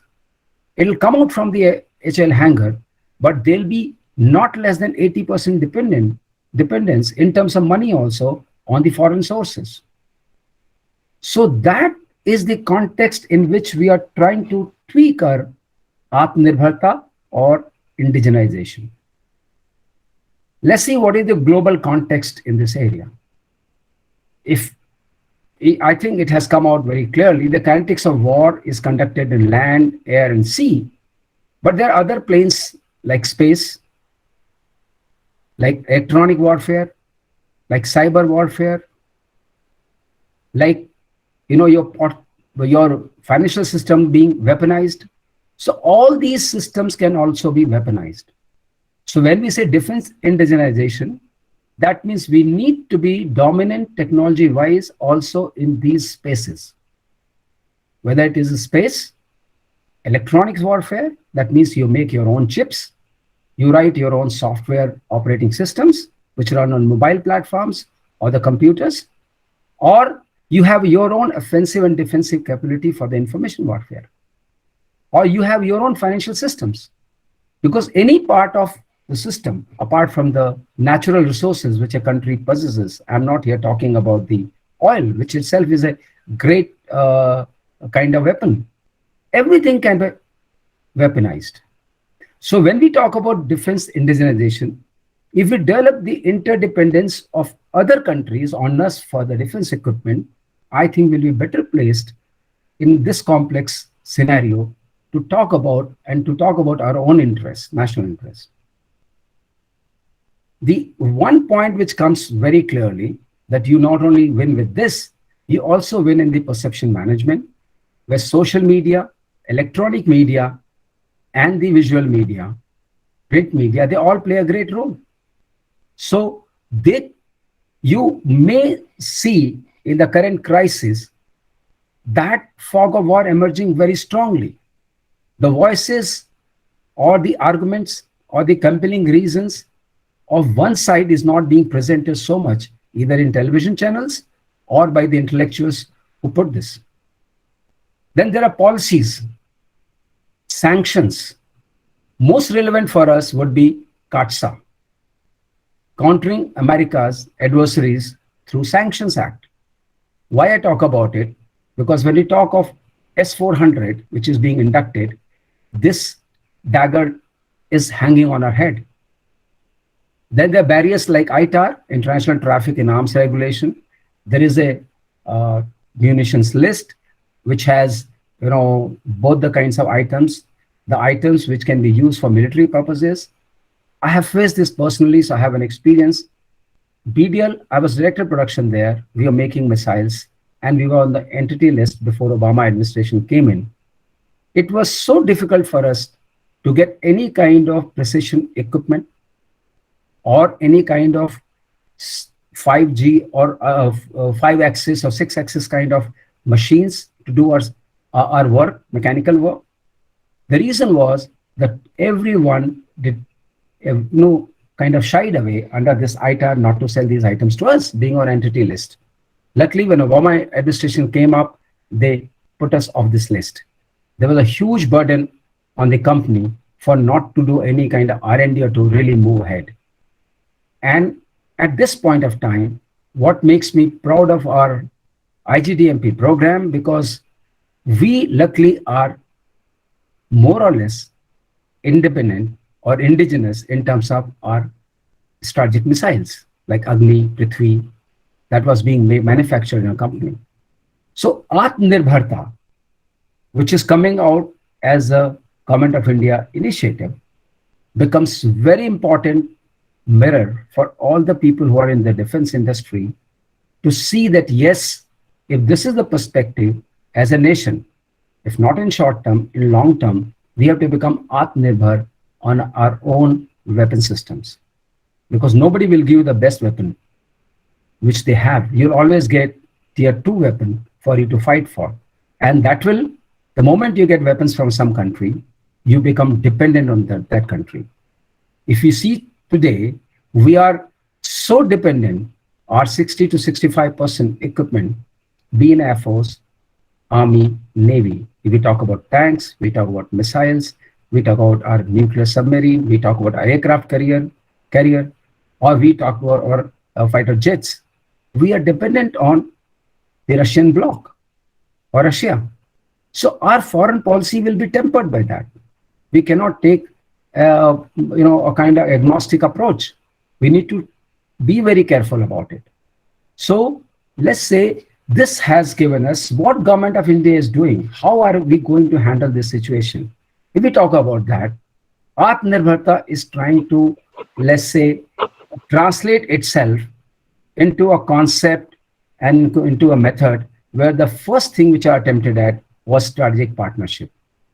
The strategic partnership came in whereby it was accepted as a concept, because before that, I was in a defense public sector undertaking. Before that, only defense public sector undertakings used to get all the orders on nomination basis. It was decided to enable our private sector, to kind of place our private sector on a forum that they become part of this defense indigenous manufacturing. Then only the ecosystem, probably the defense industrial ecosystem could come and be in place. That strategic partnership gave rise to one order, which is very important order. C-295 aircraft for the Indian Air Force, this is the first one, was contracted to a private sector company run by Tata, that is TSL. It was a great beginning. Then we came up, we earlier used to call our defense procurement procedure. When you bought any equipment, we used to call it defense procurement procedure. We used to procure. It got changed by its name also. It was called as defense acquisition procedure. Acquisition is you're acquiring certain degree of capability. That capability will come not only from assembly, it will also come from technology transfer. It is not transfer of production only. It should be transfer of technology also. It's not only know how, it has to be know why. Because if you have the know why, the upgrades, the modernization, the refurbishment, Indian companies can do on their own. It became very important. Then there was a push for make 1, make 2, make 3 in the same DAP 2020. This gave rise to, if you have some proposal, which was on the lines of DARPA, you can suo motu approach the Government of India or MOD, give you a proposal. If it works fine, it can be sort of accepted, and you can be assured of certain orders. In that context, It's a subject by itself. In that context, it was a very great initiative. What I see in 2019, Government of India, MOD recognized the importance of AI, artificial intelligence. They also recognized the importance of that we were moving from semi-autonomous to autonomous to fully autonomous. In semi-autonomous, the man is in the loop. In autonomous, the man is outside the loop, but he can intervene in time which is effectively within the time. And in fully autonomous, the man cannot intervene timely. Is the machine which takes the decision.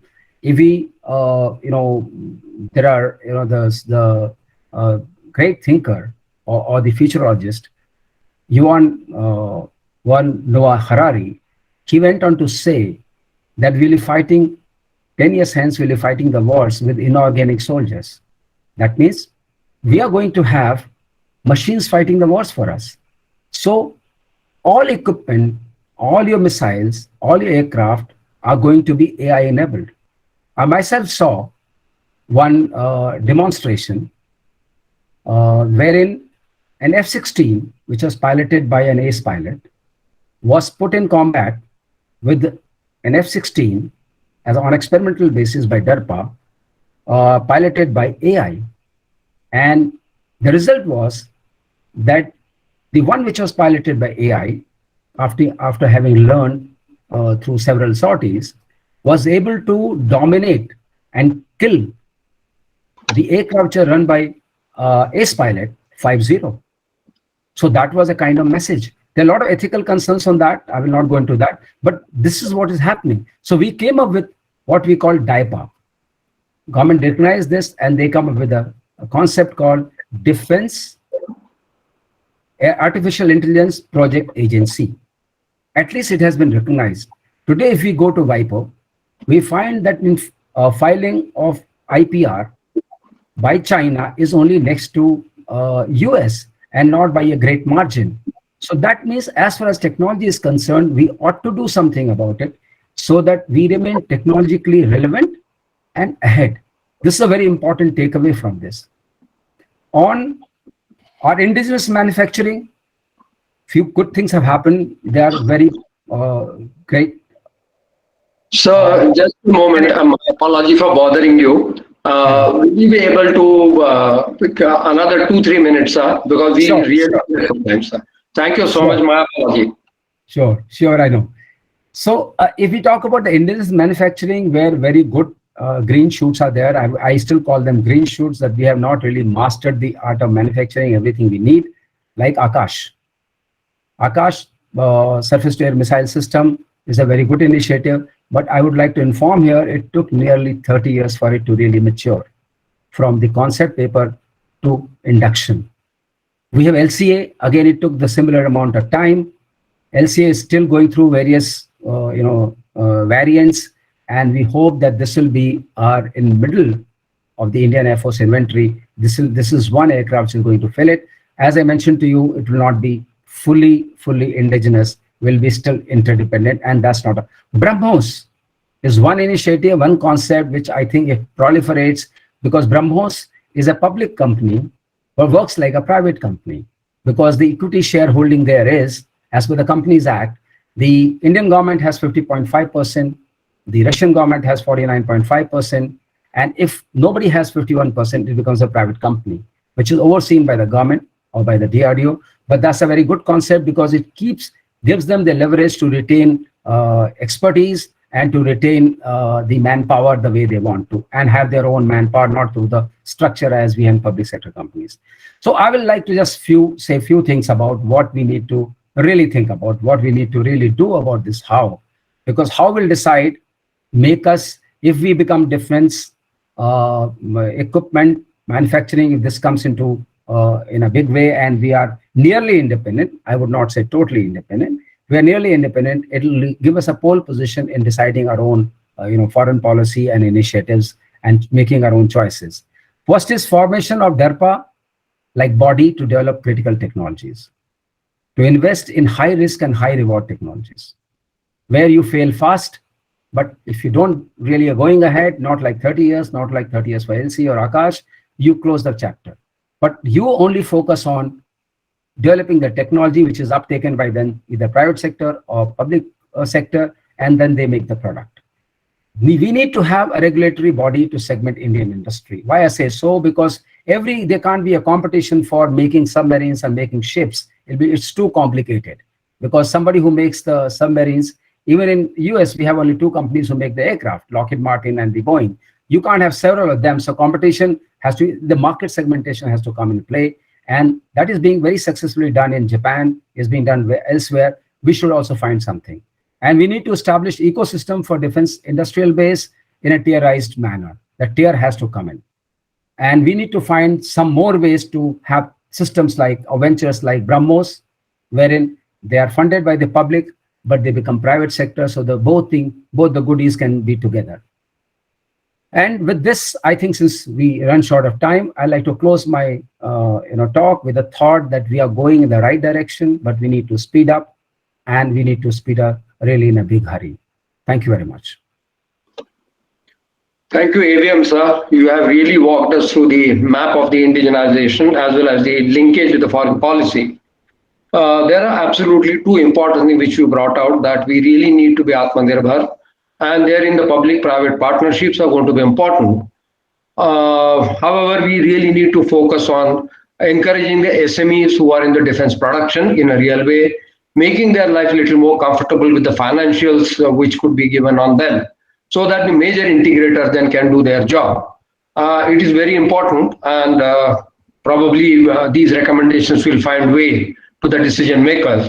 And another important point which you brought out is that though the USA and all that speak about India as a strategic partners, but ITARs and other restrictions do not walk away.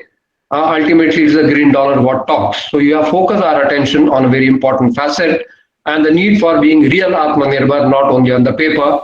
Thank you so very much for your views, sir. Finally, it's my ultimate honor to invite Mr. Dattesh Parulekar, who will be walking us through on one facet which hasn't come out yet. The real player probably who triggered this webinar of Russia and Ukraine coming into it, and why. So we look forward to your views onto the US foreign policy and its impact on India, what we need to do, sir. Thank you so very much, sir. Floor is all yours. Thanks a lot. Yeah, thank you, Commodore Deshmukh. Am I audible? Yes, sir. Yeah, thank you.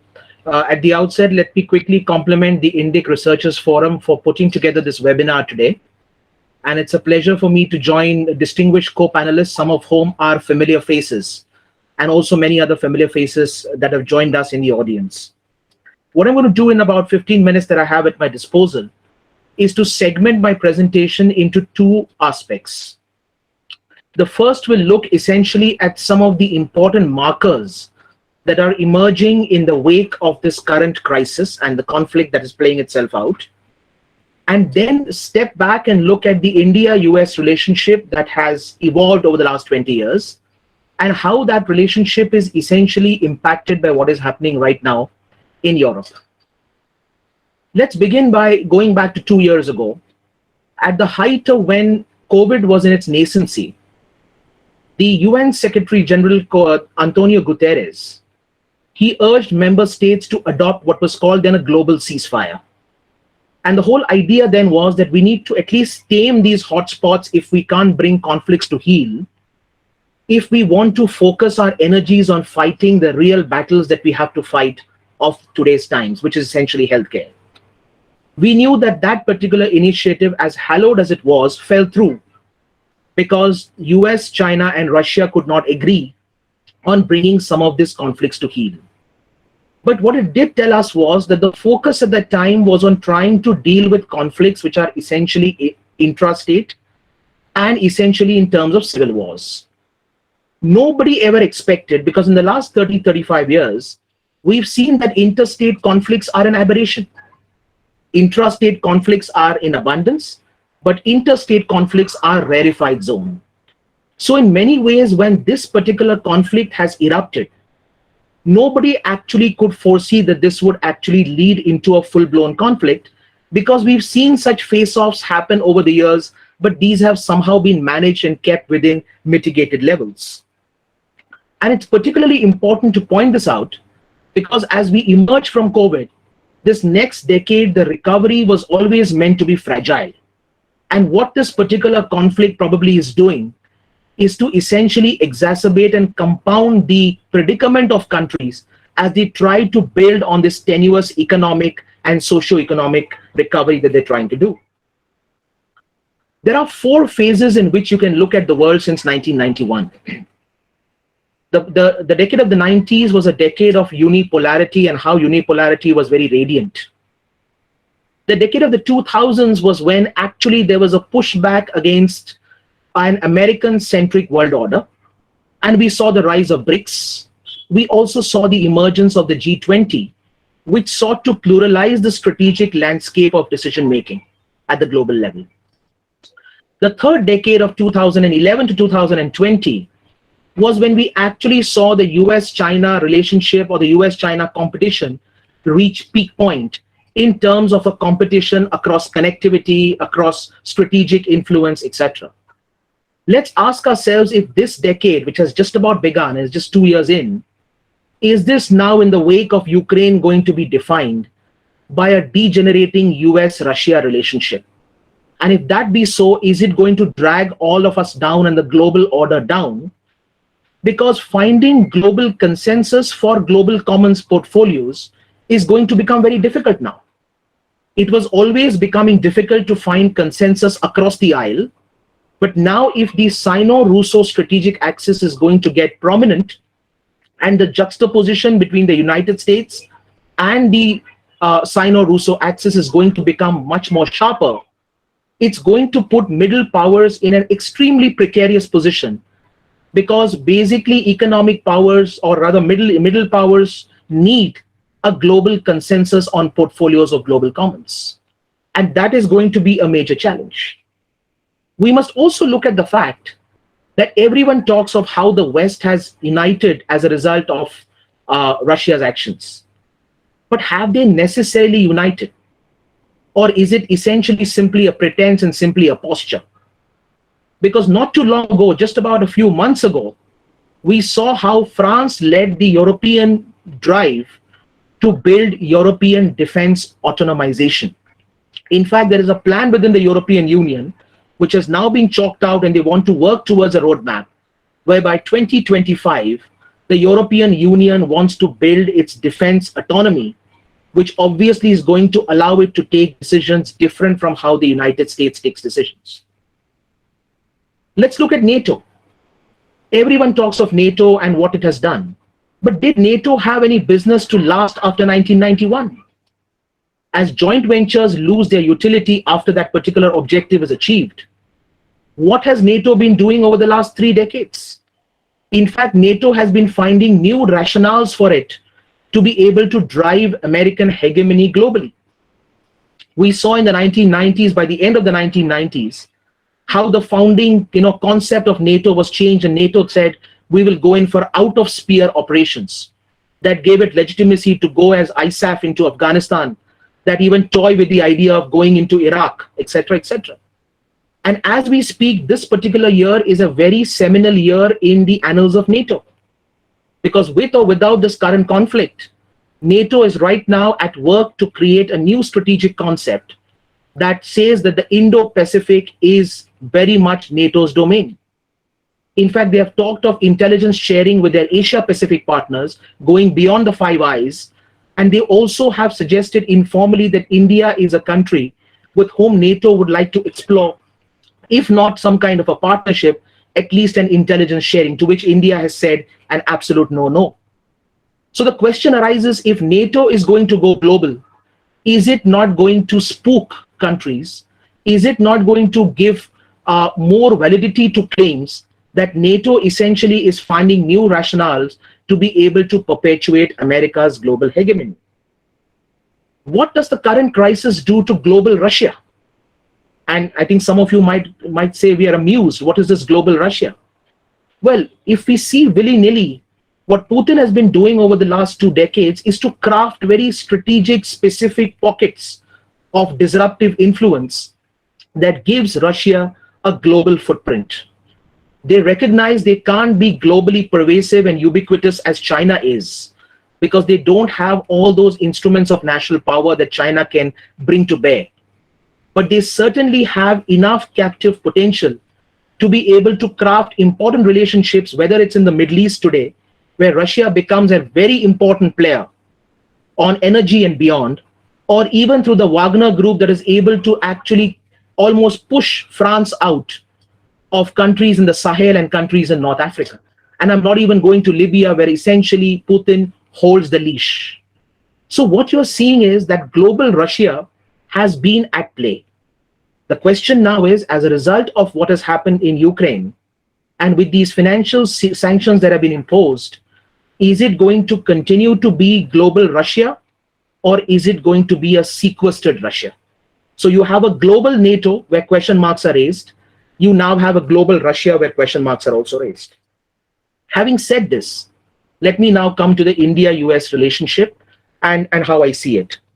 Although I'm a votary of the India-US relationship because it's a very important anchor for regional and global stability, security, and prosperity, when I look at the relationship critically through anecdotal and empirical evidence, I'm inclined to actually find a lot of substance in a contrarian critical viewpoint. Let's look at some of the important markers that have emerged, which leads to question marks on how strong the India-US relationship is. Not too long ago, in the wake of the Taliban takeover of Afghanistan, you had Foreign Minister Jaishankar say in no uncertain terms that we were kept in the dark, quote unquote. We were kept in the dark on exactly what was the negotiating strategy in Doha. If this is how the United States will treat a country with whom it says it has a global strategic partnership, in an important area like Afghanistan, maybe it was appeasing Pakistan, but for whatever reason, a country that is only second to the United States in terms of deploying developmental assistance in that country and helping to bring stability to that country, you have to question America's priorities. Not too long ago, when President Trump was in office, on the sidelines of the East Asia Summit in 2019, the US, Japan, and Australia announced the Blue Dot Network. Was ever India thought of joining this alliance? Was India thought of ever being brought into this triumvirate? If connectivity is such an important factor within the Indo-Pacific, can there be any connectivity initiative where India is not part of it? Of course, India has its own rights to take its own view. And I'm not saying India must join BDN, but I'm saying the fact that the Blue Dot Network was proposed and mooted, and then subsequently it was mentioned to India as a thing whether you want to join or not, clearly shows a certain disconnect. In the same way as the world is trying to free itself of the stranglehold of supply chains with which China has a vice-like grip, you have a supply chain resilience initiative which is mooted. And this time it is mooted by India, Japan, and Australia, but the big daddy of manufacturing, the United States, is not part of it. Can you imagine a sustainable supply chain resilience initiative that can be sustainable and resilient without the United States being part of it? You have the two most important regional trade agreements which have now been in place, the RCEP and the CPTPP, which is essentially crafting the new trade relationships of the Indo-Pacific. And what is the common point between India and the US? They both are out of these respective agreements as of now.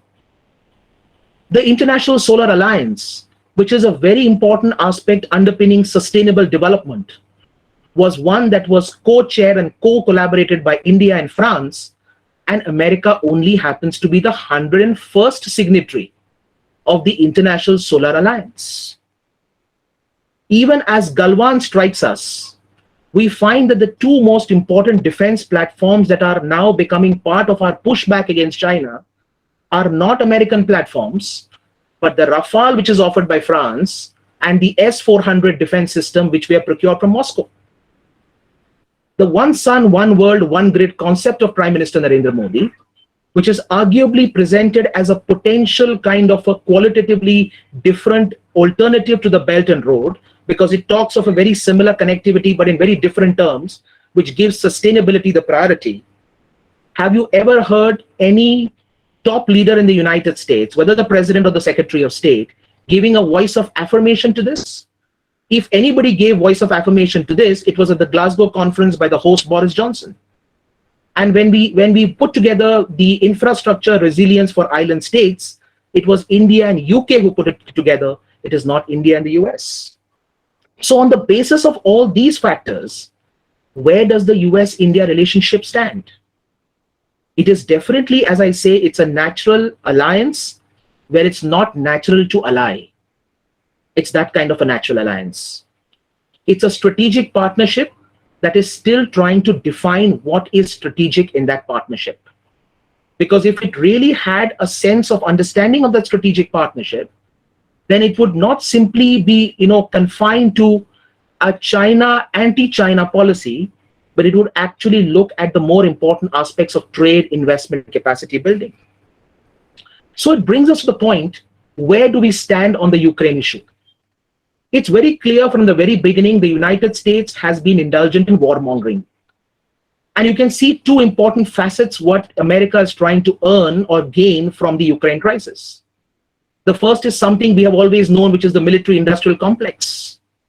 We can see very clearly that the United States is pushing this warmongering to the point where they're trying to drive not just the likes of Ukraine, Georgia and Moldova, but also the eastern periphery of the Warsaw Pact, namely Romania, Bulgaria, etc., to actually get into weapons purchases and acquisitions from the United States. So what the United States probably is losing out in the Middle East today, as the Middle East looks to diversify its defense needs from Russia and potentially from China, the Americans are looking to now get back into Europe. The second reason is oil. Oil remains a very important factor. Oil prices remain an important factor at the pump. But oil and energy is also an important industry that provides jobs in the United States. And the Americans would love to see a situation where the Europeans, as they have said, would reduce their structural dependence on Russia till 2027. And obviously that, if that happens, would mean exactly what we have done with the United States, which is in 2016, how we were arm twisted into signing a long-term agreement on purchase of US oil and US LNG. So these are very important factors that we have to keep in mind. As my previous speakers have spoken, there is a certain covetedness for India in the current situation. And I, for one, would like to present that while the world talks of American exceptionalism and Chinese exceptionalism, there is also an Indian exceptionalism which we are seeing for the past 5, 7, 8 years. Of course, it was talked in terms of humanitarianism, but I would say India's exceptionalism stands on the fact that you have a United States and you have a France, both of whom are sensitive to India's needs and India's requirements with Moscow. You've had the Americans come out and say, we can understand India's diplomatic position. We will not hold their feet to the fire. We've had the French come out and say, we are not going to change our moves with India. We understand India has a relationship with Russia. This doesn't come only because India is a rising power. It also comes because India is a rising power that has a certain degree of exceptionalism to what India brings to the table. As was said, a sense of moderation, a sense of democracy, a sense of belief in humanitarianism, and a sense of soft power. So as we kind of wind down, the 2 points that need to be made here is this.